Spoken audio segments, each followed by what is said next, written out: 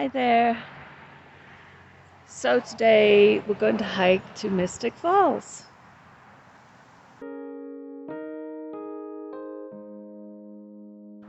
According to this, it's 1.4 miles one way.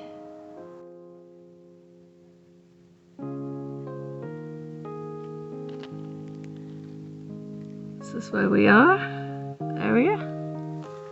And here is a breakdown of this hike.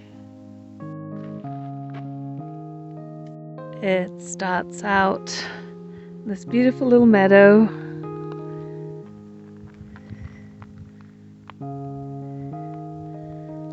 Over there is Biscuit Basin. What just happened at Biscuit Basin in Yellowstone National Park? Well, this is a classic example of a hydrothermal explosion.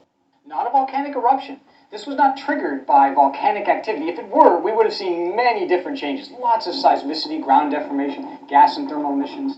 Instead, this was caused by water flashing to steam in a confined space under Black Diamond Pool. When that happened, kaboom! The area could not contain the pressure anymore, and there was a huge explosion.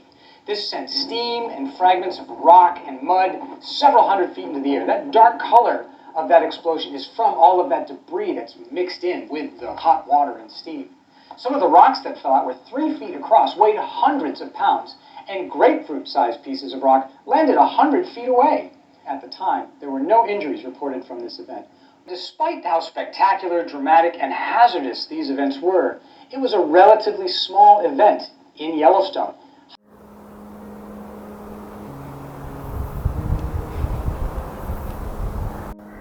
There's the closed parking lot and the bridge and the boardwalk that has been destroyed right there. You can see it.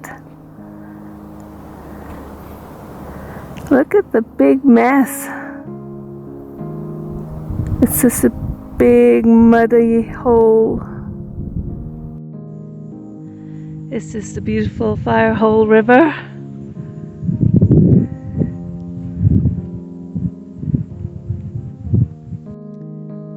Yeah, and there's this pungent marshy smell here. Very dank. I'm loving it.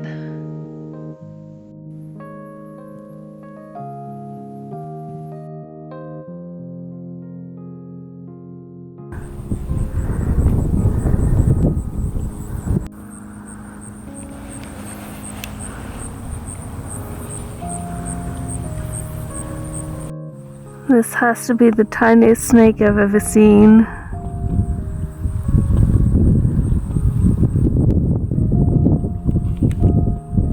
I guess we are... There's an overlook to my right, Mystic Falls to the left. I did hear some elk bugling. This is September 24th, 25th, something like that. So it is the rut for the elk.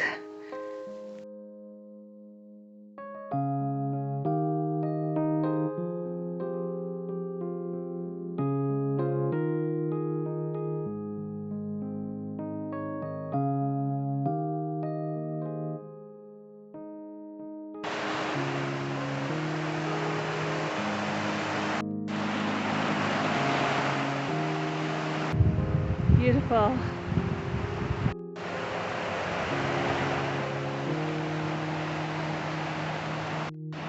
I really had to pee, and this was like the first place I'd seen an opportunity, so I scrambled up to these rocks and look at the view from up here.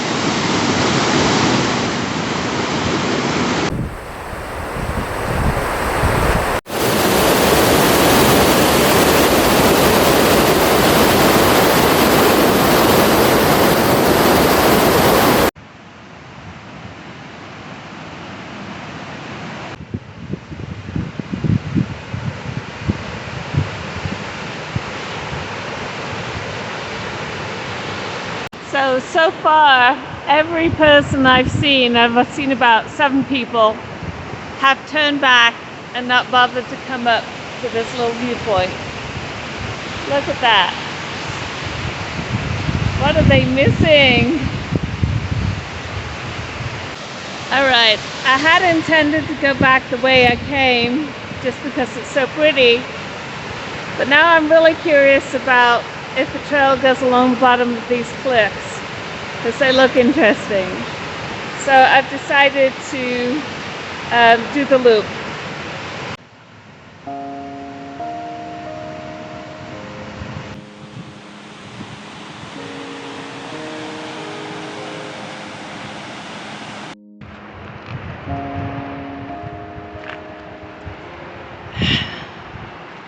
Alright, this trail is pretty steep and narrow, and it's rhyolite, which is the worst kind of stuff underfoot you can imagine. So if you decide to do this, especially if you're coming down it, I would highly recommend. Hi. I didn't see a bear behind me, so.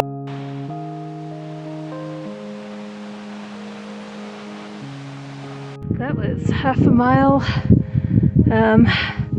straight up, not along the base of those cliffs, but over the top of them. Getting closer to the overlook. So this is what this overlook trail looks like. It's a walk through the woods.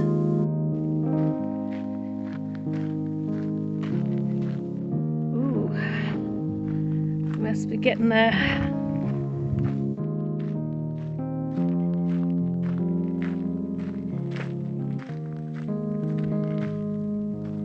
Well, I'm not sure my legs needed that, but my lungs sure did. Over there is the metropolis of the Old Faithful area, I believe. Actually, right there is the Old Faithful Inn and Old Faithful in the middle of the screen. Okay. Ooh, look, Old Faithful's going off. Well, that's kind of cool. I hadn't planned that.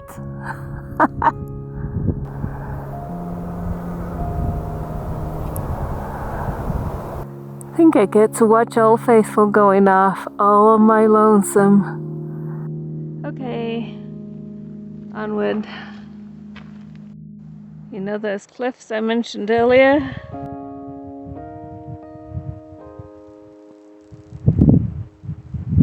This is the edge of them.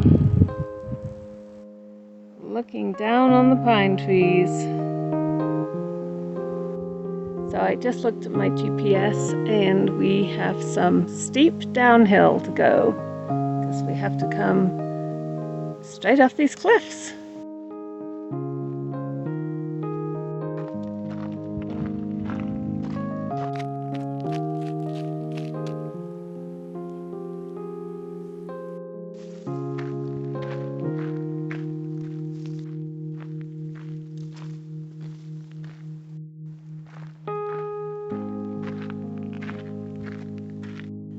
I wanted to be at the base of these cliffs, but this is even better.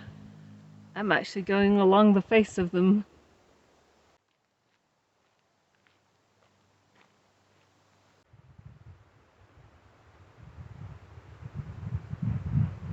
We're back at the junction here.